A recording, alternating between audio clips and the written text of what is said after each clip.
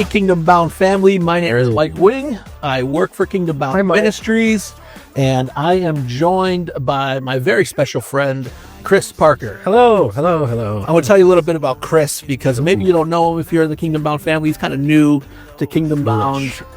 Chris is a true Renaissance man. He is a man of many different gifts and talents. He does have his own painting business. We are cutting edge painting. Cutting edge. All your painting needs. If you need any painting needs, you can go to Chris. I'm also a local pastor. He is a local pastor. He's been in ministry for a while. He does worship leading. He's an artist. He's creative. He's funny. I am turning red. My seat's getting warm. And the reason why, Chris, I asked you to join me on the podcast is you see life and things just through a completely unique lens, different lens than me. The glasses. So I think it's going to be a good mix here, a good balance. Thanks, Mike. So Chris, why don't you I love you too. I love you too. Hello, everybody. Like he said, I'm Chris, local business owner, local pastor, and we're going to have some fun with this new insider show that we're tackling today. Today, we're going to be talking about a bunch of different things. I'm most looking forward to the game we're going to play at the end, because we like to have fun, don't we, Mike? We like to have a little bit of fun. I like to have fun. I like to laugh. We hope you do. I am not funny, though, so don't get your hopes up. Now, the other thing we'd like to be funny fun when you don't try to be funny. Oh, yeah, I've noticed. Yeah, it kind of just spills over sometimes, but that's how life goes. So tell us what to expect today. Yeah, today we're going to be talking about a little bit about some industry news, some KB news. We're going to have an interview in there with one of our insiders. We're also going to talk a little bit about AI and some of the noise that's been happening there. And you should tune in because it's a good one today. Awesome. Hey, did you know what happened on this day in Christian music history? 1996, John Cooper and Corey Pinkator got married. John Cooper, the lead singer of Skillet, and the band member Corey. Oh, nice. They got married in 1996, March 1st. I'm sure someone out there has an actual skillet that's patina is just as old. You know they sell skillets as merch at their concerts? Like that you can use camping? I don't know if you can use it or not, but they sell them. Is it toxin free? Who asked? Parabens? Who asked? Free? That's because I see differently. So, like Chris said, we're going to talk some KB news, some industry news. We're going to talk about AI in the Christian music world. We're going to have an interview with Mike Gordon. We're going to rate Michael W. Smith's hairstyles at what I think are the 5 best. And Chris is going to try to guess what year they were in. We're going to do that. But before we do that, I'm going to nail it. You do? Yeah, we'll see. For most of them, you weren't even born yet. I was born in 92. That's a good point. But before we do any of that, this podcast would not be possible without our good friends at Elim Fellowship, without Captain Neville. And so here's a little word from Elim Fellowship and some of the things that's going on in their world. What a blessing to be in this conference. I'm grateful to be a part of this family and to be a part of what God is doing.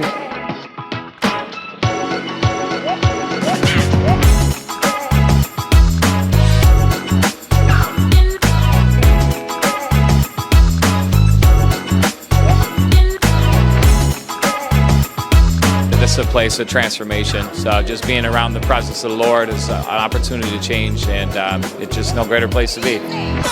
The lives that have been changed, the prophetic flow over individuals in the services. This thing is so anointed.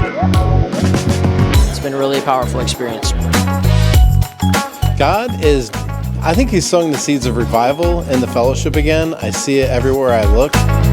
Reaffirming the call to ministry on my life. So come on out and mark your calendar for 2026.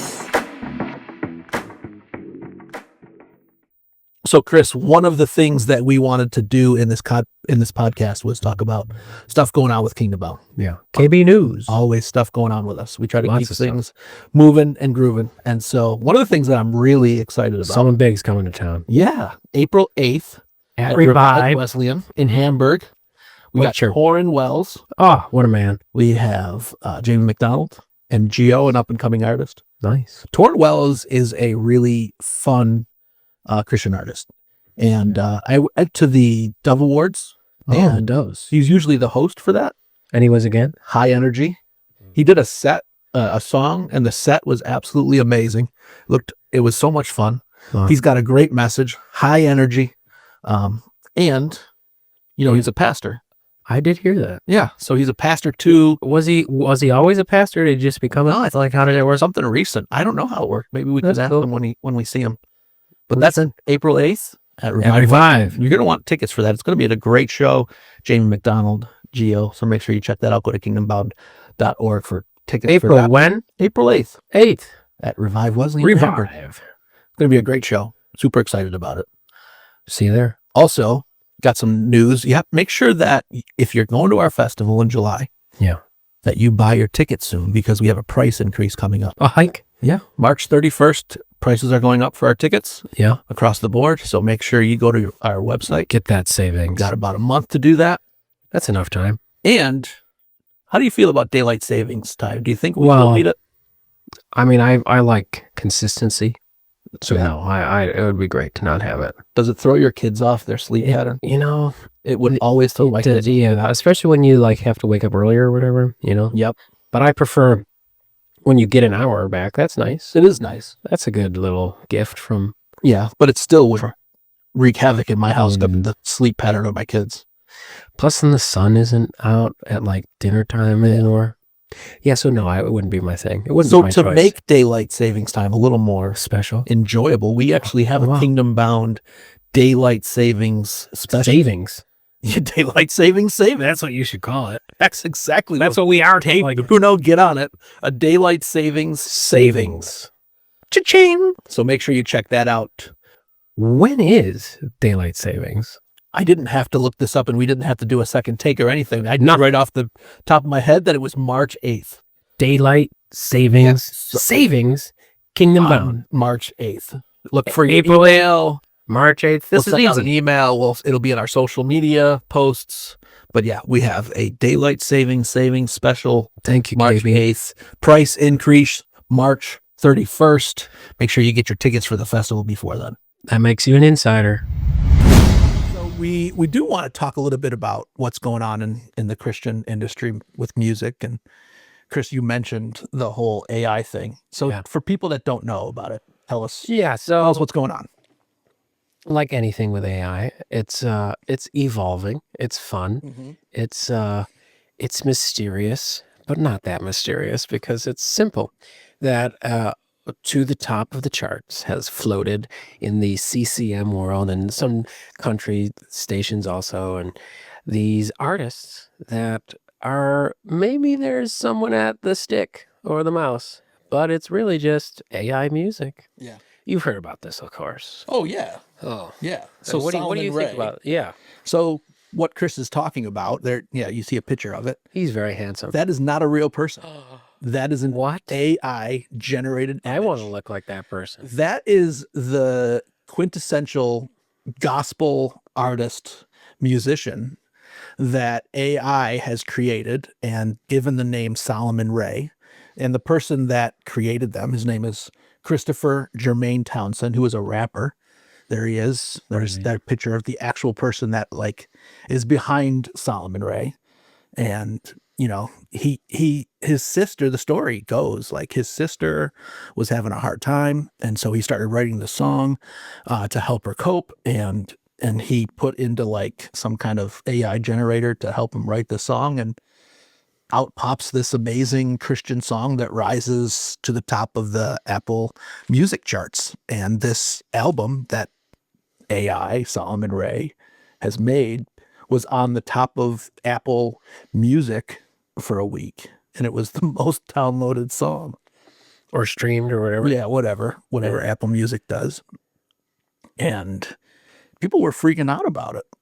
Like Forrest Frank said, how can something with no soul have the Holy Spirit in it? It can't minister to people, Other, there's radio stations, Christian radio stations that won't play it because it's not made How by a would human. Kingdom Bound host an artist? Could they do it? Could they pull it off?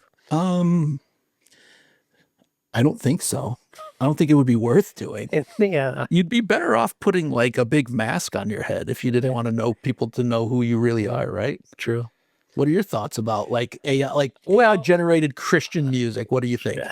Well, I think AI is fun. I think it's a great tool. I think like with all tools, they could be used inappropriately. I don't think this is necessarily a moral issue, though. Do you think it's a moral issue too? I don't think it's a moral issue.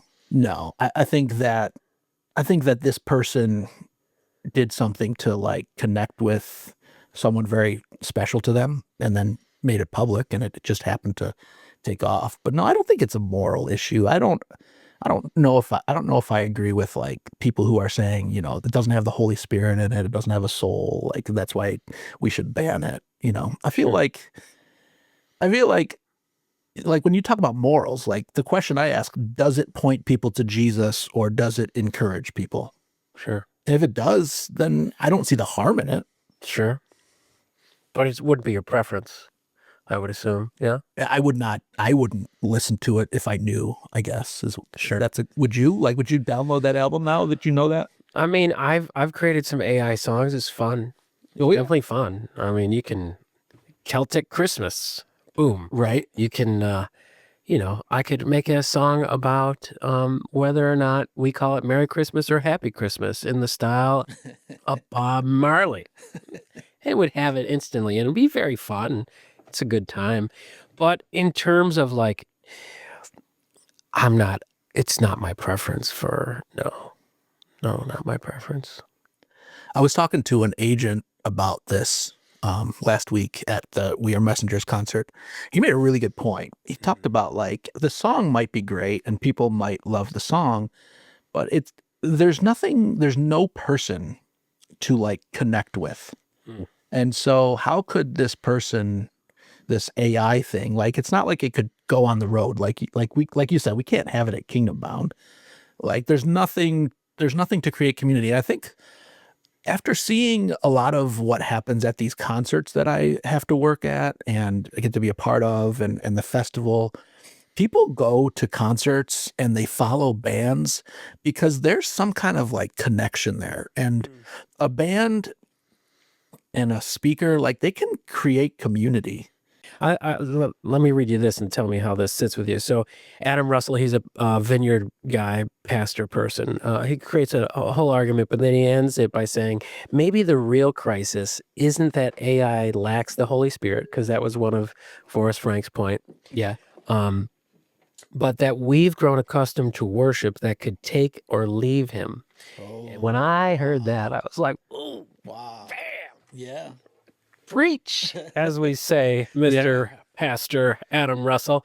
And that really resonated with me when I read it. And his argument there is that because of the fact that nobody noticed for a while, that was his thing. Yeah. And so like, and I guess it depends on where you're coming from the theological perspective here, but I would say that to me does feel like the bigger issue when it comes to this topic at hand. The critique of the critique, Yeah. So how does that sit with you? No, it makes complete sense. It's like if we don't know what the imposter is, it's the whole thing of when bank tellers study a dollar bill, like they don't study what the fake dollar bill looks like. They study what the real dollar bill looks like. We've all heard that sermon analogy. And so, yeah, like if we're so easily tricked, if we don't really understand what a song is that's created by someone filled with the Holy Spirit, we don't know the difference between a song that's not. Who's that on? That's not on AI, right? It's on us. That's a good point. I like that. Yeah, I do wonder what the minimal threshold is there, right? Because like even like most churches, not all, but even backing tracks, even it's not AI, but it is pre-recorded, and like sometimes, well, who recorded that? Was it a real Jesus believing ... bass player, or was it just your crazy uncle? And it doesn't bother me either way, just to be clear, but the argument around this whole thing is I'm confused where that minimal threshold is. Like there's a lot of gray area between like how much, to use your analogy, CGI is the thing that makes it non-Holy Spirit filled in that example, or in a different example, like not human enough. And, obviously there's a lot of lawsuits associated with all these things, and probably there is not an answer yet until like those things really, because follow the money. So once the lawsuits fall into place, then we'll have some more language there probably. But I'm wondering, like, because I don't personally have a problem with it at all. And if someone loves that song by what was it, Solomon Ray? Yeah. That's great. If it encourages them, right? If it points them to Jesus, it can't be like the attempt in itself isn't a bad thing. Yeah. I guess, it's a slippery slope. I could understand why artists are concerned about it because, that's their bread and butter. That's their career. That's their industry. And so I understand the concern there. And I think you spoke to it a little bit too, of where their concern comes from. It's kind of like, are people going to be able to tell the difference between a Forrest Frank song, a Casting Crowns song, songs that are like, people put their time and effort and energy and passion and prayer and guidance from the Holy Spirit? Are people going to be able to tell that apart from just someone sitting on a computer and typing in a box what they're looking for and out pops this song? And I could understand the concern there. You know what they would always be able to tell the difference between? What? Michael W. Smith and AI. Yes. But before we get to Michael W. Smith and my ranking of my 5 favorite hairstyles, we do have an amazing interview with a very special friend of the program. His name is Mike Gordon, and Mike has been a speaker at Kingdom Bound for a long time. He speaks all across North America, and he's writing a book. And so I had a real special opportunity to sit down with Mike for a few minutes and just kind of catch up on life and how he's doing and what he's been up to and kind of what the book is going to be about. So take a minute and check out this interview. You're here in Lockport, New York. You texted me a couple weeks ago that you had an open night in your thing. So thank you so much for, first of all, coming to our area. First of all, thanks for having me. And yeah, this is what happened. So like I'm speaking, and with my schedule, I thought I was done for the year, and then I had one invite to speak at a Christian high school. Okay. And that turned into, I think, 7 other speaking engagements, all in around 2 days, basically, without embellishing. I'm kind of wrapping up for the year, and which is a good thing because I'm already ready to hit the ground running in 2026. This year I think I did about 130, 140 speaking engagements, and then finished writing a book in the process. And as mentioned to you just before we started recording, kind of jumping into the TV world a little bit too, and I love it. But my problem is if I don't stop, like I just keep going and going and going. So it's a bittersweet season for me right now where things are slowing down, but I know they will ramp up very quickly. Well, that's one of the things I wanted to ask you because like you said, it's a bittersweet season because things are ramping down. Like a lot of people this time of year, they look at the end of December and they're like, I don't want to go to Lockport on a snowy night, freezing my butt off. And like you had this open night, you're filling your schedule with as much things. What keeps you on the grind? Like what keeps you motivated just to minister, get in front of as many people as you can? Like what pushes you? What is inside of you that says, instead of taking the time off or going Christmas shopping or going to a Christmas party, like why are you here in Lockport, New York? Why are you in Niagara Falls ministering? Like why do you keep pushing this much that you do? But yeah, I guess I could be doing other things. Very true. But like my heart to serve, that's just my heart. I love Jesus. I love people. And for whatever reason, God has given me this little speaking ministry, which I think just brings both worlds together. You get to share Jesus and hang out with people. Great opportunity. But my heart is really to serve, like I mentioned. When I was a little younger, new as a speaker, going back maybe 13, 14 years ago, I think I looked at speaking as speaking gigs. And what I mean by that is I felt like I had to get gig to boost my profile and to boost my network and get my name out there. And it was almost like a check mark of like, okay, I did my 200 gigs this year and whatnot. And just that's me being honest. Yeah. But over the years, you started realizing, like, you know what, I'm doing ministry. I knew I'm doing ministry, but just kind of changed. And, a heart of serving. And now it's not, I want to speak to help my profile. Now I want to speak so I can just serve these amazing ministries, like here in Lockport or Kingdom Bound as well. My heart to serve. And I know, like, Kingdom Bound, for example, for whatever reason you keep booking me, I'm gonna keep saying yes until I'm an old man. But I tell you every time I say, you have me, use me. Yeah. My heart to serve. If you want me to go speak on that big stage or that tiny stage, or whatever, that's just my heart behind what I do. And it's really changed the ministry because I'm coming in not with a how do I boost my kingdom, with how do you be a part of God's kingdom. I know, like, that's a silly thing to say. Yeah. Going back 14 years, it seemed obvious, like, oh, of course it's God's kingdom. I can probably look back in a season of my life as a speaker where I would have looked at an opportunity tonight as here's another network that I can maybe, get my name out there. It might lead to bigger things. Yeah. No, tonight was, hey, I had a night off. Here's a ministry I want to serve and great people I know surrounded by that ministry. And here we are. So that's what motivates me. Serving, ultimately sharing Jesus and loving people. It's really neat. It's been really neat to watch you have that heart to serve, and then also, like, improve in your skills and get better. And I think God has blessed your heart to serve.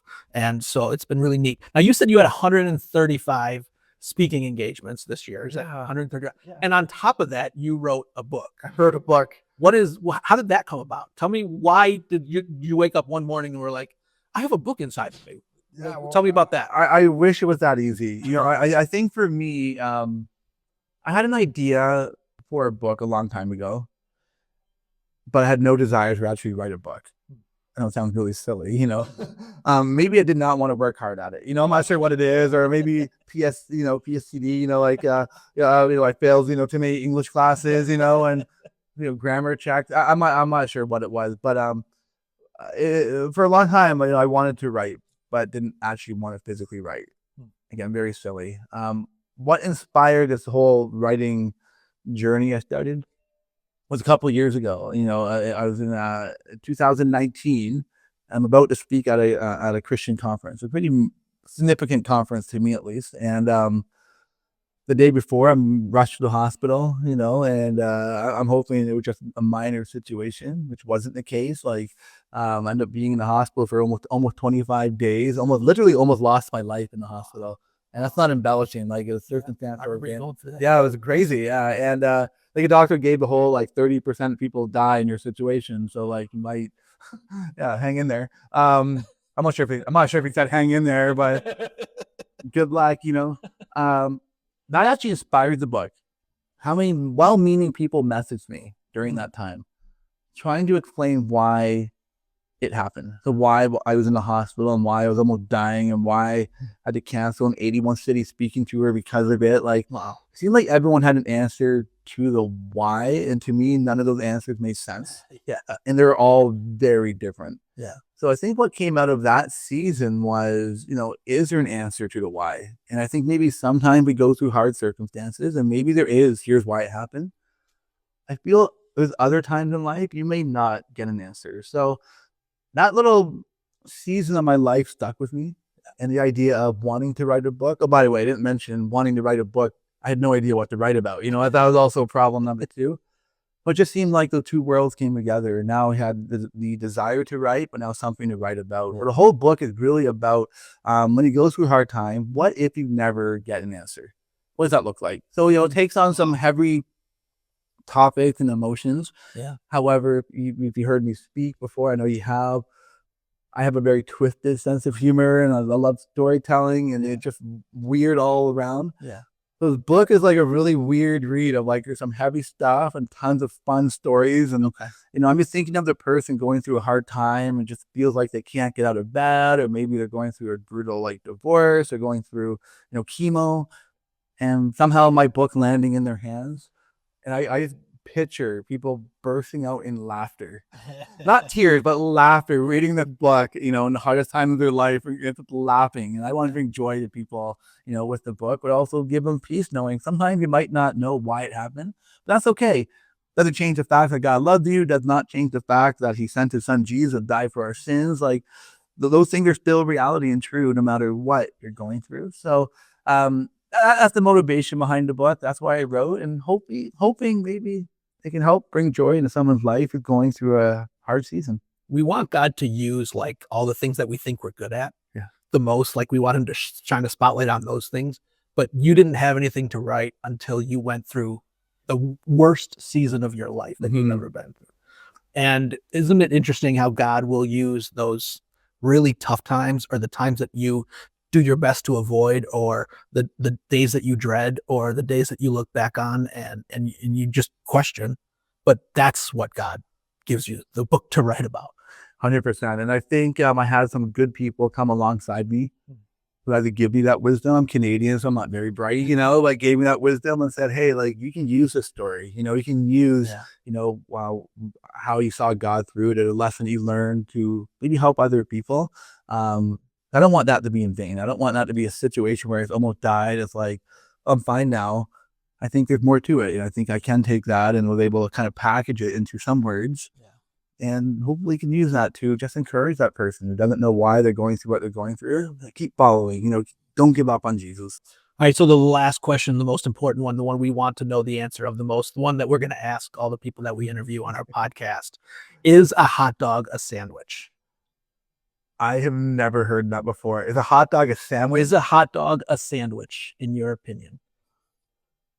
I feel this is a long, I can't believe you, maybe it's because you're Canadian, but this is a long debated. Well, I'll say like a sandwich. I eat a sandwich with two hands. Yes. Yeah. A hot dog I eat with one. Sometimes. Maybe it's a big one. Yeah. Like a foot long. That's not a sandwich, man. No. I think a hot dog is not a sandwich. So Mike Gordon says a hot dog is not a sandwich. That's probably okay. Good. So that we can put that on the fact. We'll mark it down. Hey, thank you so much, man. Seriously, thank you to Freedom Church for hosting. But seriously, thank you for reaching out, for texting me, asking me if we had something available. Thanks for coming. Thanks for your time here. This is kind of something we're trying to get off the ground. And when we started thinking about a podcast, I said one of the first people I want to reach out to is Mike. So thank you so much. Well, thanks for having me. And I love what you're doing. I love the ministry that you do personally, and also Kingdom Mound, and what you have is special. So thank you for allowing me to come and hang out, and I can't wait to see where it all goes. Absolutely. All right. Thanks, man. Thank you. As Christians, we are tasked to introduce Jesus Christ to every person. Operation Christmas Child gift boxes open those doors.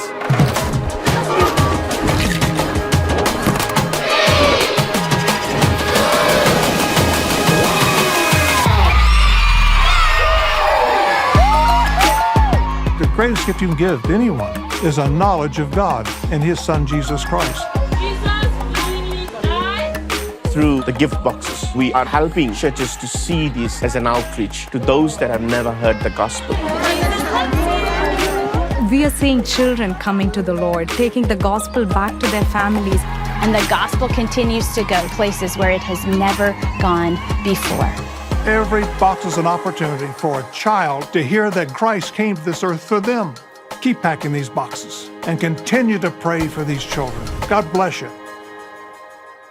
So in March, I had the opportunity to go with Operation Christmas Child, Samaritan's Purse, on one of the trips to hand out shoe boxes. And it was absolutely incredible to see what they do. The kids that get them are blown away. They're so blessed by it. But what people don't know too about it is every kid that gets a shoebox is connected with a local church, and that local church offers them a 12-week discipleship class that teaches them the Bible from Genesis to Revelation and all the stuff in between. And these kids are not just getting a gift, they're getting discipled, but they're also getting connected to the local church. So I firmly believe in Operation Christmas Child. It's not just a sponsor. We really do feel like we're partnering with an amazing opportunity. So thank you, Operation Christmas Child, for all you do for this planet, but also for just being a part of the Kingdom Bound family. All right. You know what that means? I do know what that means. It's time. So I don't have a lot of hair, obviously. I lost my hair. I love all your hairstyles. All of them. I lost my hair when I was like 18. It was really early on. All of it? Most of it. My wife will tell you all of it. I am in denial that Was there a chemical accident or? it's just in my family. It's genetic, you know? So, Is that how that works? so I'm very jealous of good hair. Oh, I feel like you have good hair. Wow, thanks. Yep. So for this episode, what I thought I would do is give you my ranking of Michael W. Smith's best hairstyles throughout the year. Mm-hmm. Just because that man is a handsome man. He's a handsome man. And he's had a lot of different hairstyles. How old is he now? He still looks good. Man, I don't want to guess because I don't want to offend anybody. 36. Yes, that's a great guess. So what I want you to do, though, is I want you to try to guess. And we're going to show a picture. Sorry to those who are just listening, but we're going to show a picture of the album cover. Yeah. And you try to guess the year. Sure. And let's I was see. born in 92. So he's just giving you a little, this might not go great. Michael W. Smith, we're sorry, but I think this will be fun. I'm looking forward to it. Let's see it. And I've named each of them. Oh, but I have to pick the year. You have to try to guess the year. All right, here we go. All right. I'm down. So the first one, Let's see. I call it the Karen. The Karen. Michael W. Smith Wonder. What do you think the year was?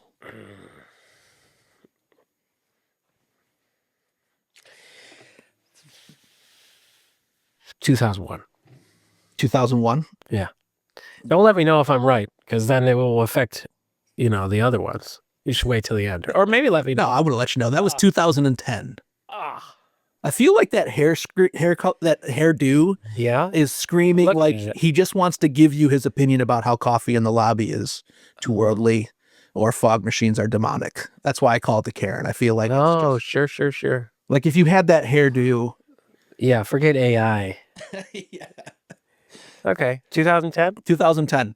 I also off to a great start. What do you think about this? Like, I feel like if you had that hairdo in 2010, are his tips frosted? It seems like it. I mean, that's a good look.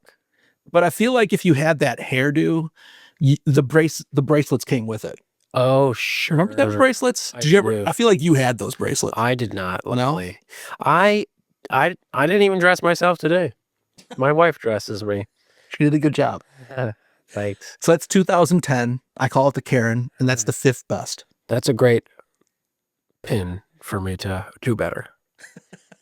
I wonder if I can do better. I think I can. The Karen. All right, here's number 4. Number 4. I call this one the worship wave.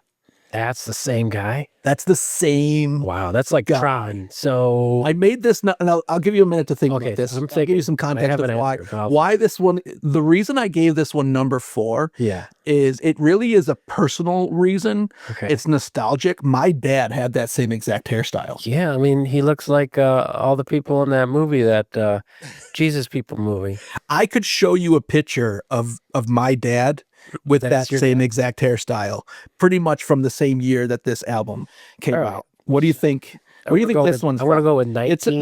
This album is called the Michael W. Smith Project. So is it his first one? I'm going to go 1983. Are you serious? You nailed it. You didn't know? You really didn't know? No. The backdrop also reminds me of every school picture I ever took. Even the Tron bits? You had to have a school picture with that backdrop. No. Mine were mostly gray, blue, brown. Back in my day, like that was the background for pictures for school. The yellows? Yeah, just that style. Here I had. Did you ever see the original Tron? Yeah, that's what I've been. Is that why you knew the year? Yeah. Well, no, but I guessed. Yeah. There's also an album of his that says the best of the decades. And then it's like 1983 to 2003 or something. So I was like, maybe that's his first album. That was. Here's the question I have, though. I guess. Is that hairstyle, that wave, and that beard, is it coming back in style? I feel like it is. I feel like I see that now. There was a hot minute where like the bowl cut was back too. Yeah. Like, you just gotta wear really baggy jeans to pull that off, I think. Yeah. All right, here's my number 3. I call it the Don Draper. That's just classic. Like, Don Draper. That's if I had that Mad Men. Yes. Yeah. if I had hair, this is what I would want. And that's why I gave it the number 3 ranking, because this is probably my favorite. Look, and then you throw in that suit, the double-breasted suit with the vest. That is that's a handsome guy right there. Handsome. The Don Draper, Michael W. Smith and Friends, The Spirit of Christmas. What year do you think that was? Well, if that first one was 2010, I'm going to put this one at 2015. You're getting good at this. Really? That was 2014. That picture right there, it screams, I look good and I know it. He does look good. And he knows, knows it. He plays piano good. And he knows it. He does everything good. He should be the next model for our next AI song. Look at the artists he had. Bono, Lady Antebellum, Amy Grant, Carrie Underwood. This dude has a Rolodex. Do you know what a Rolodex? What year was this? 2014? Yeah, I know a Rolodex. I heard you imagine my calculator. Contacts in his phone with that hairstyle. This guy is unstoppable. He probably plays hockey too. He picks up the phone and everybody answers. Even on FaceTime. Partly because of his hair. Even on FaceTime. All right, so that's number 3, the Don Draper. Yeah, that's number 3. Okay, here's number 2. I've only gotten one correct, so. Yeah, you were close on that, Zeno. I gave this the second. I called the Ducky Dale. He probably drives a Firebird in that picture too, doesn't he? Well, if the other was 83...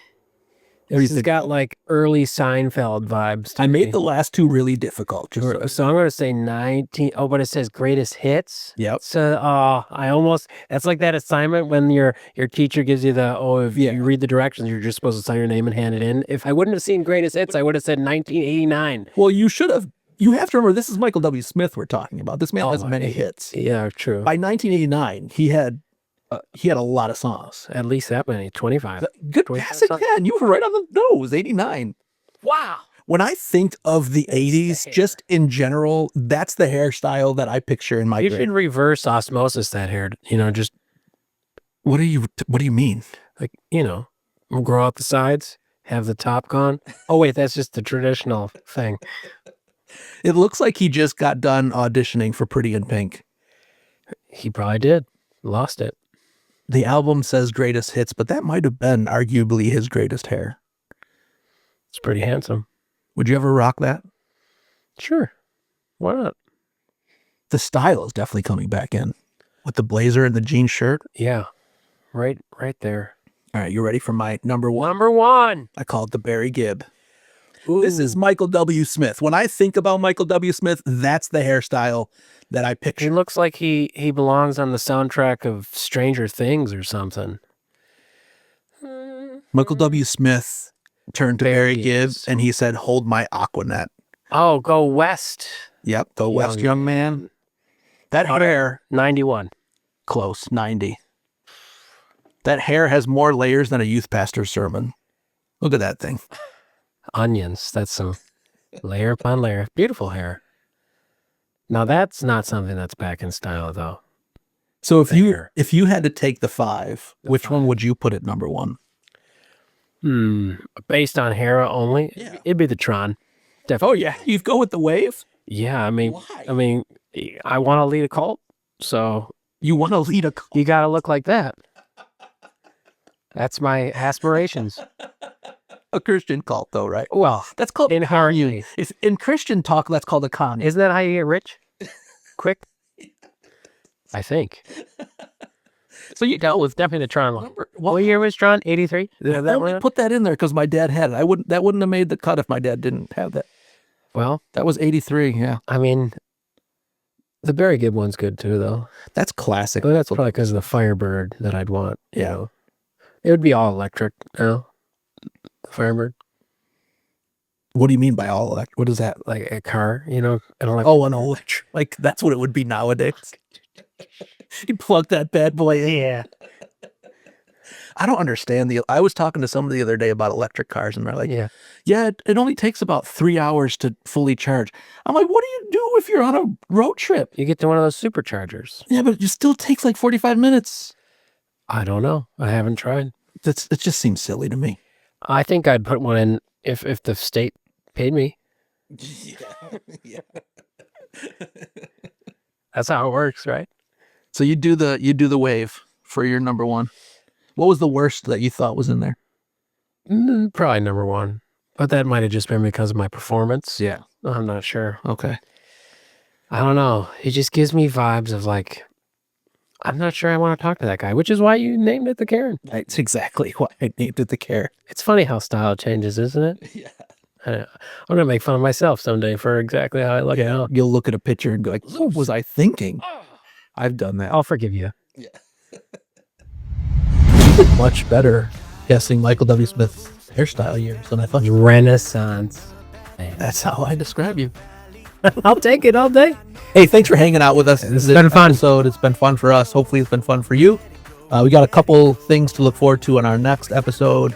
Our next episode is going to be a bunch of stories from people who have been a part of the Kingdom Bound family for a while that were captured at our past festival. I'm looking forward to hearing just from some 25 dear friends. Yep, dear friends and family, Kingdom Bound family. I feel what I say is Kingdom Bound's like a family reunion every year, and these are people that come back for the reunion, and they've been doing it for a long time, and they got some really good stories. What else do we have on our next? We what else do we need- have coming up? we need- episode. It was, yeah, but we do need something from you. Down the pipe. Yeah, coming down. Remember Carmen? I do.